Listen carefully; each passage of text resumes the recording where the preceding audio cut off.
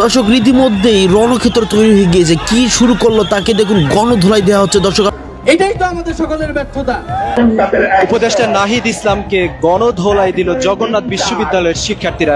আসসালামু আলাইকুম সম্মানিত ভিউয়ার্স, আপনারা বুঝতেই পারতেছেন আজকের ভিডিওটি কতটা গুরুত্বপূর্ণ একটি ভিডিও। প্রিয় বন্ধুরা, বর্তমানে দেশের রাজনৈতিক প্রাঙ্গণ কিন্তু ব্যাপক উত্তেজিত।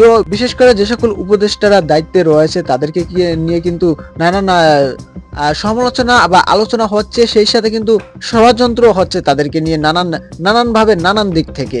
বন্ধুরা, উপদেষ্টা নাহিদের সাথে সম্প্রতি কি হয়েছে সেটাই থাকছে আজকের এই ভিডিওতে। ভিডিওটি না টেনে সম্পূর্ণ দেখার অনুরোধ রইল। এবং মোস্তফা সরোয়ার ফারুকীর অসংখ্য ছবি শেখ হাসিনা এবং তার আওয়ামী লীগের পান্ডাদের সঙ্গে এখনো সোশ্যাল মিডিয়ায় ঘুরে বেড়াচ্ছে। নিজেদের সবকিছু লালসা পূরণ করার জন্য বাংলাদেশকে তারা বারবার বন্ধক দিয়েছে। পেরেছেন? দ্রব্যমূল্য কমাতে পেরেছেন? পারেন নাই। আইন শৃঙ্খলা ভালো করতে পেরেছেন? পারেন নাই। যে খুশি সে যে কোনো একটা দাবি নিয়ে রাস্তায় নেমে যায়, আপনারা সঙ্গে সঙ্গে সেটা হাত পা গুটিয়ে বসে থাকেন। অনেক গুরুত্বপূর্ণ কাজ ছিল আপনাদের সামনে।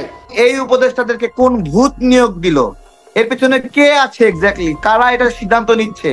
মানে যদি আন্দোলনের মাধ্যমে পরিবর্তন হয় এবং সেই আন্দোলনে আমি আপনি অংশীদার হই, তাহলে এই অংশীদাররা কেন এইসব নিয়োগের বিষয়ে অবগত না? মাহফুজ সে প্রধান উপদেষ্টার সহকারী ছিল, ঠিক আছে, সেখান থেকে তাকে উপদেষ্টা হওয়ার প্রয়োজন হলো কি? এটা কি মাহফুজের হওয়ার ইচ্ছা হয়েছে সেজন্য হয়ে গেছে? এক নাম্বার বিষয়।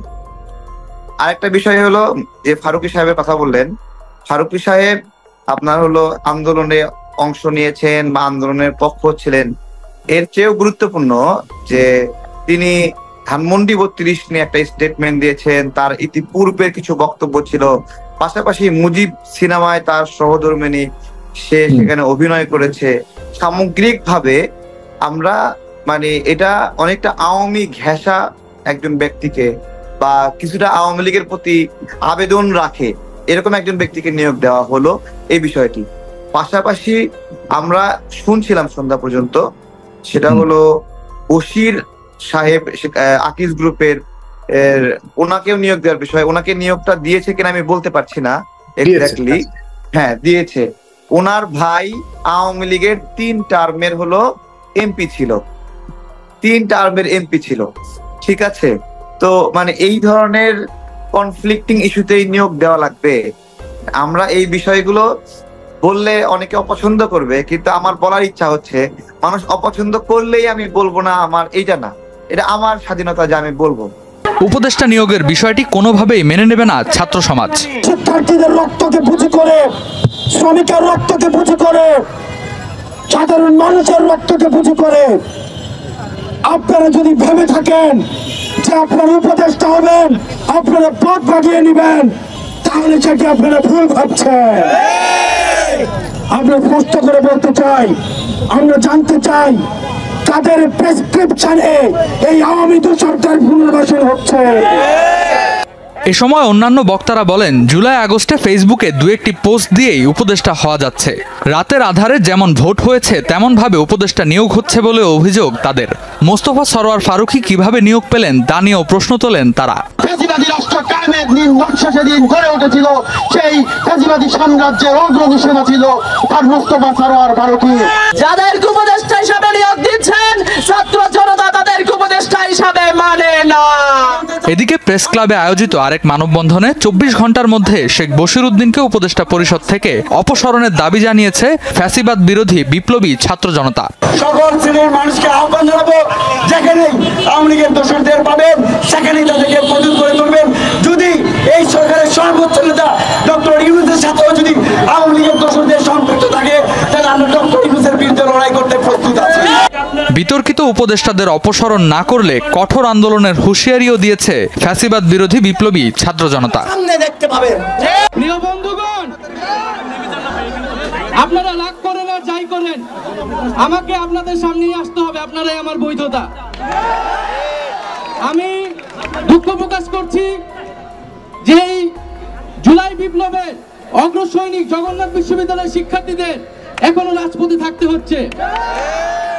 অবশ্যই এটা আমাদের ব্যর্থতা যে এখনো শিক্ষার্থীদের রাজপথ থেকে কেন দাবি আদায় করতে হয়।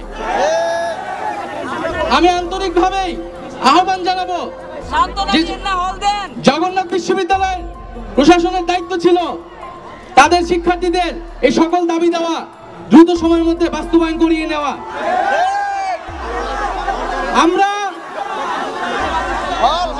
আমরা জানি যে জগন্নাথ বিশ্ববিদ্যালয়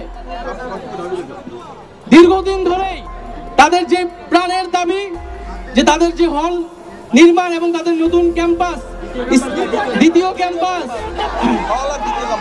সেই ক্যাম্পাসের জন্য তারা দীর্ঘদিন ধরে কথা বলে আসছে। এবং আমাদের যখন একনেক মিটিং এবং ক্যাবিনেট মিটিংয়েও সেই স্থায়ী ক্যাম্পাস কেরানীগঞ্জে সেটা নিয়ে কিন্তু আলোচনা হয়েছিল এবং আমরা তখন কিন্তু স্পষ্টভাবে বলেছিলাম যে এটা তাদের যে সম্পূর্ণ যে নতুন জায়গা বরাদ্দ করা হয়েছিল দ্বিতীয় ক্যাম্পাসের জন্য, সেটাকে সম্পূর্ণভাবে কোনো 1 ইঞ্চি জমিও সেখান থেকে কমানো যাবে না। এবং তারা দীর্ঘদিন ধরে ঢাকার মধ্যে একটা বিশ্ববিদ্যালয়, কিন্তু তারা কোনো হল ছাড়াই অনেক কষ্টের মধ্য দিয়ে তাদেরকে কিন্তু তাদের ছাত্র জীবন, এবং আমি এই প্রতিটি ঘটনা জানি কারণ আমার পরিবারের একজন সদস্য জগন্নাথ বিশ্ববিদ্যালয়ের বর্তমান শিক্ষার্থী।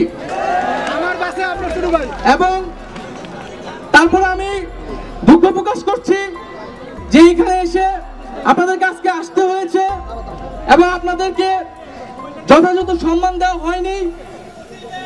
এবং আমরা